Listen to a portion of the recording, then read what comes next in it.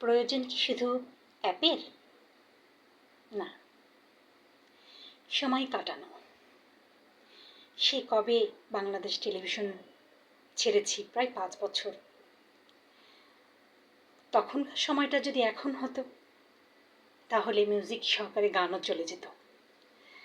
বেতারে কম যাওয়া হচ্ছে, তাই মাঝে মাঝে রান্না ছাড়ি, গান রেকর্ড করে ভিডিও দিয়ে দিই। মাঝে মাঝে এখন অভিনয় দিচ্ছি। আজকে রান্না করলাম, দেখুন।